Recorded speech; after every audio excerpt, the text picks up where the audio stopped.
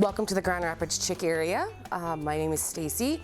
I've been helping people pick out the right type of chick that they're looking for almost 15 years now. I'm here to help you today to try to have a customer start at the very beginning of never buying a chick to raising it.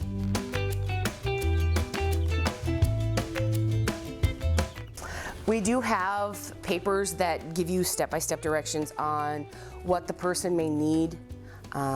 We also have a chick care from Hoover Hatchery that talks about certain things also for them to look for while they have their baby chicks set in their tank growing up. First thing they would say is they would need a clean, safe, warm building. A lot of people will put them either in their bathroom, their basement. They will put them in their garage as long as it's heated, which is fine. You know, we just make sure as long as it's got the heat in there, and then they can keep the tank itself, which is something like this. Or if you go to a smaller tank, if you have like maybe 5 birds, 10 birds, some people buy Rubbermaid totes. They put those in there also. As long as you can keep the tank or area wherever the bird is actually staying in at least 90 degrees, they will be fine. They'll stay warm and everything else like that. To have a clean, safe environment for your birds inside the tote or your tank, however you have them stored, you do need pine bedding that goes onto the floor. It helps keep it clean. You just clean it up every day when they have accidents. You do need a waterer for your birds. We sell different sizes of waterers.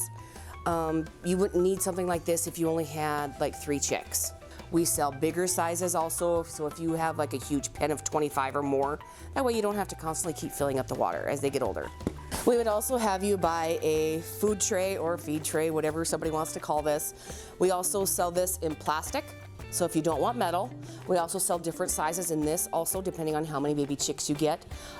This would hold their food. The reason it has a top on it, as you can see, it keeps the chicks kind of out of their food and making a mess with it. So the next thing you would need that's really important also for the chicks is feed.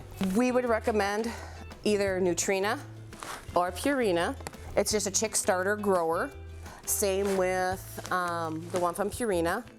It just depends on what brand you would prefer. So we also have bigger sizes. They either come in 40-pound bags or 50-pound bags, depending on which brand you get.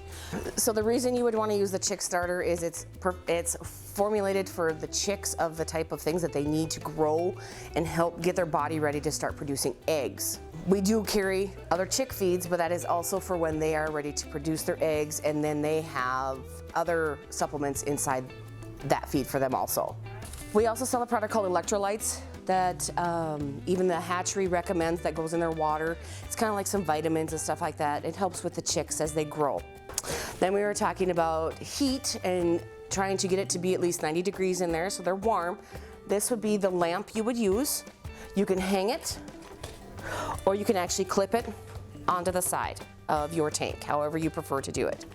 So this is the type of light bulb you would put in the lampshade to heat the chick tanks for your birds. What you would do then to adjust the heat in there is actually raise the holder or lower the holder. And to keep your eye on the heat in there, we also recommend just a little thermometer like this that we put just on the floor of the tank. That way we know what the heat is at the chick level. Also, there's another way to tell if the birds are too hot or too cold, and that comes in with the Hoover Hatchery Chick Care. If the birds are huddled underneath your light, it's too cold, please lower the light down, it'll warm it up for them. If they are keeping to the outside of the tank, that means the light is too far down and it's too hot, then you would just raise it up.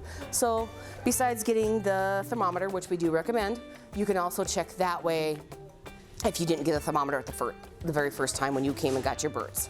That is pretty much everything you would need to get yourself started with chickens, but there is always extra questions that everybody comes up with that I can't remember the answers to right away until you come in and ask those questions. I'm here to help, and there is a lot of other employees here to answer any questions that you would have for baby chickens.